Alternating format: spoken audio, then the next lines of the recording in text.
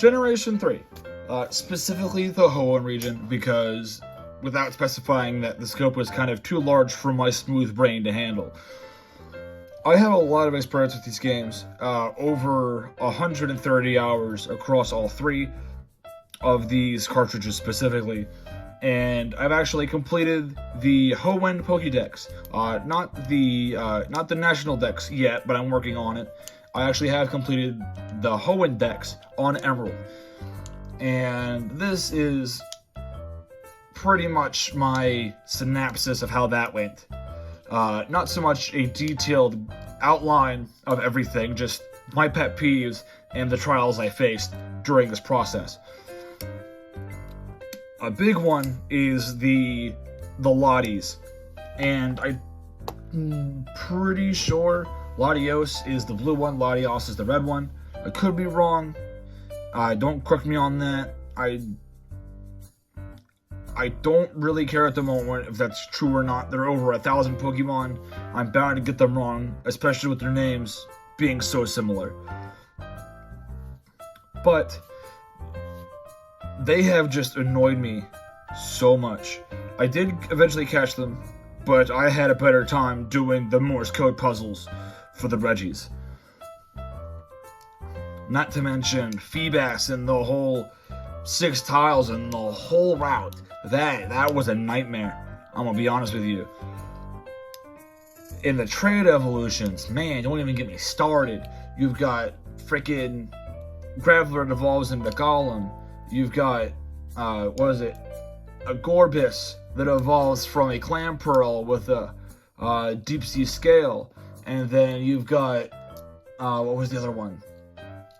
Huntail that evolves from a Clamperl using Deep Sea Tooth, which you can only get by getting the scanner from the abandoned ship and bringing it to a specific scientist. And guess what? You can only get one per save file. So you have to play through both games, specifically knowing what items to get. It's just a bit of a nightmare. I had an amazing amount of fun doing it, don't get me wrong, and I'd do it again.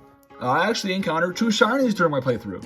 I encountered a shiny Whelmer, who I named Willy, and I encountered a shiny Numel, which I didn't name, but big man, love that guy. I will be evolving him into a Camerupt at my earliest convenience, but I've had a time. Oh my god, listen, this Psychic type gym was so bad for me because Torchic was my starter. And for those of you who don't know, Psychic is super effective against fighting types. Torchic evolves into Blaziken, who is a fire fighting type.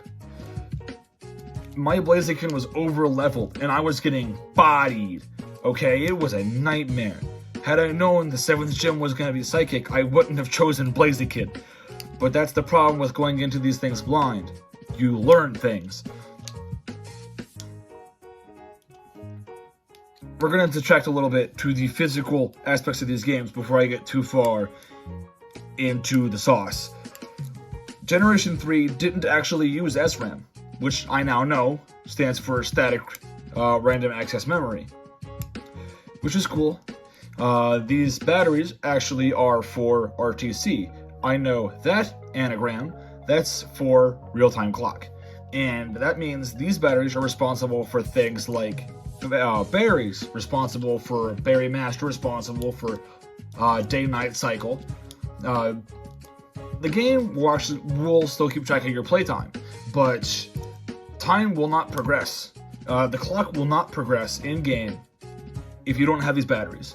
And that is literally the only reason the batteries are there. If you wanted to play through Emerald, and you didn't care about completing the Pokédex, then you technically don't need this battery.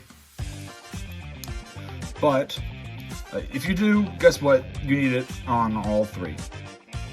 That's cool. The greatest news is, just like Gen 2, you actually don't need Ruby or Sapphire to get all 3 legendaries into one game, because endgame content for Emerald is actually catching all 3 of them. So that's nice. I've had a wonderful time with Gen 3, and I've made a lot of memories that I will not soon forget. some of you have brought it to my attention that my copy of Emerald looks extremely fake. I want to quell your furies, quell your worries, tuck you onto bed, give you a little cup of water, give you a kiss on the forehead. I bought this with a damaged label. I replaced the label with a third-party fake one. I do not intend on selling any of my cartridges. I do not care if replacing the label hurts the resale value. I care, in fact, very little. Some would say I could not care less. Like physically. These games mean the world to me. Generation 3 has a special place in my heart, and it's not so much the games, it's these specific cartridges of Generation 3. Sapphire, Ruby, Travis. Sapphire came at a really rough point in my life. I actually bought it from GameStop when we weren't sure whether we were going to get fired or not, because Corbett was having a power trip. So I bought Sapphire, and I drowned some nights away, forgetting my worries and playing Sapphire. I bought Ruby, but I still love Ruby, and it still holds this special place in my heart. Emerald, however, holds the most important place in my heart, because it was the very last gift that my very late grandmother had given me.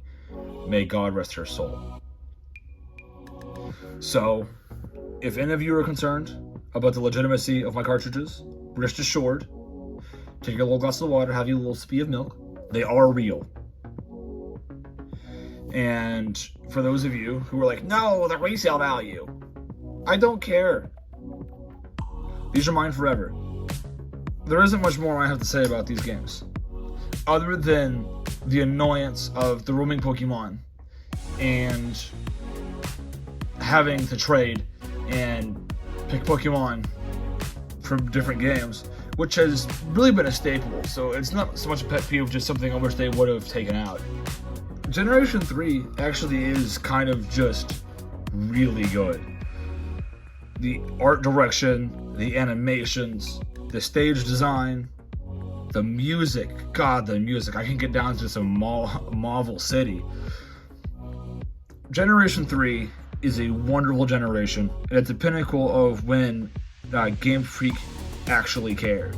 I love these games, which I have said a million times in this video now, and I'll say it a million times again. I probably won't play these games for a while after completing my regional decks in these games.